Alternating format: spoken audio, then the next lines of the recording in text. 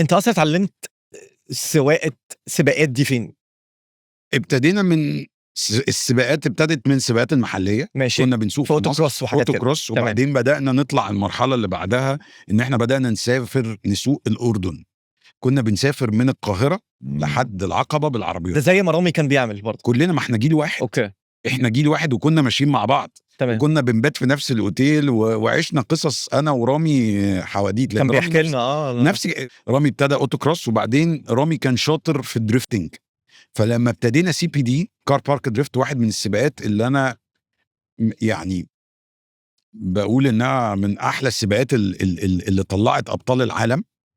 وبما اني ذكرت لازم اقول احنا لسه لينا صديق هيثم سمير اللي توفى، الله يرحمه. اقول لك عليه بس في اخر الحلقه قلت عشان هيثم عشرة عمر وبطل وبطل مش عادي، بطل قوي قوي قوي. لا هو هز تحت محبين العربيات الفتره اللي هيثم أأدب وأجمل شخص تقابله في حياتك أخلاقا وكل حاجة. ولو الله قعدت يرحمه. أتكلم على هيثم أنا عايز أتكلم 5 6 7 10 سنين لما داخل هذا الراجل من أخلاق وتربية.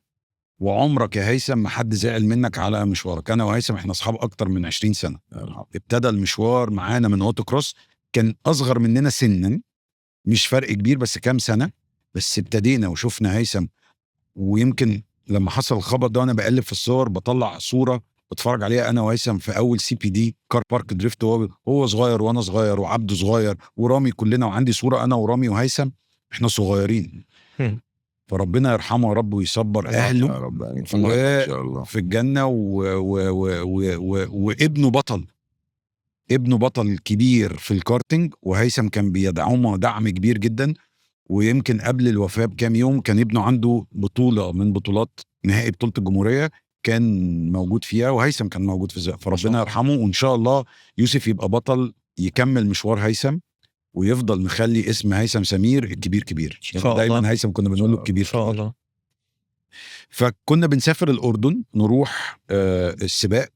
انت متخيل ان الناس دي بتطلع من القاهرة تركب العربية اللي انت هتسابق بيها تروح لحد الأردن. كنا بنبيت في العقبة في نويبع الأول، وناخد المركب معدية. مش معدية، ده مركب عندك لانش سريع ولانش بطيء. ما هو اللانش سريع ممنوع فيه العربيات، اصلا كنت بروح الاردن بره.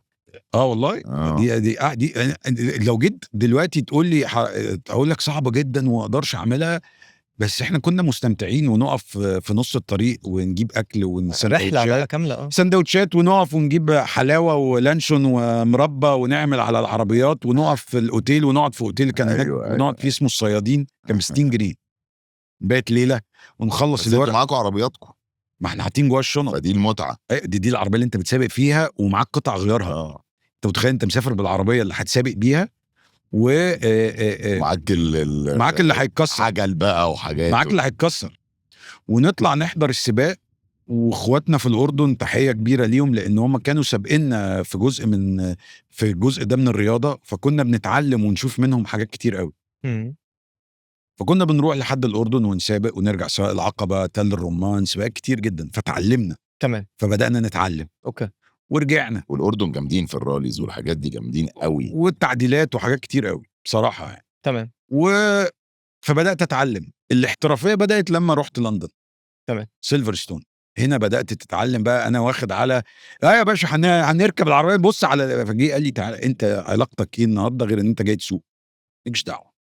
في فريق بيعمل كل حاجة، أنت هنا دورك تقعد جوه العربية تسوقها بس. دي نقطة نقطة تحول. لو أنت شغلانتك إيه؟ أنت جاي تمثل، ما تعرفنيش بقى، تقعدش تيجي تسألني أسئلة. عرفت اللي هو انت مش بتاع الحته دي. انت ركز تركيزك على الجزء اللي انت جاي عشانه بس. هنا بدأنا نتعلم بقى ان انت تبدأ تبقى سائق محترف وتفهم يعني ايه الجزء ده.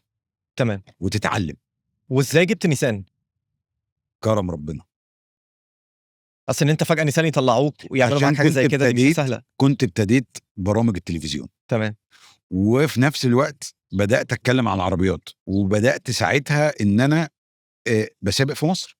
تمام. فاوريدي انت جاي من باك جراوند، في اسم وفي وتايمنج، انت بتكسب يعني برضو. ما انت خلي بالك، انت لو مش بتعرف تسوق وبتعمل التايمنج، اكيد ولو ما عندكش التالنت دي ما توجعش دماغي طبعا. ورحنا وربنا كرمنا ومشيت من عند ربنا بكرمه ودعاء ابويا وامي.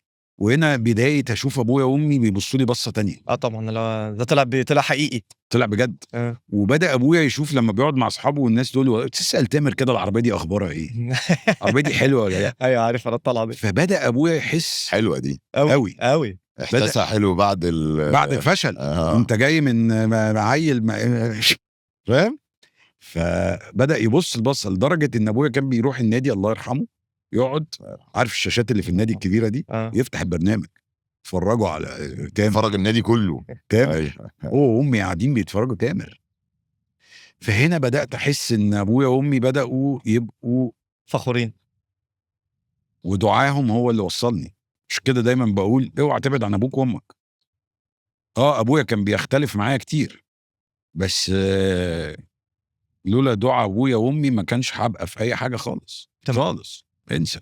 وبعد كده بعد مشيت بقى وابتدينا رحله السباقات وتعليم السباقات بقى، وبقيت امرن فريق شمال افريقيا وربنا كرمنا وبقى عندنا بقى قصص كتير وسابقنا بقى مواسم وكسبنا وخسرنا ورحنا حاجات كتير. وبدات افكر ازاي اساعد اصحابنا اللي عايز يخش، وبقى عندك علاقات بالفرق اللي بره، فتبدا تلاقي فرصه ان يبقى عندك كرسي في الفريق. بدات اهتم اكتر بالكارتنج ونبدا نساعد. خدت الفريق رحنا لبطوله العالم 4 مرات، كنت بقى مسؤول عن فريق مصر، وطلعنا 3 من ابطالنا في مصر ابطال عالم، كسبنا بيهم بطولات الكارتنج. وابتدى المشوار يمشي ومكمل ومش عارف هيوصل لحد فين.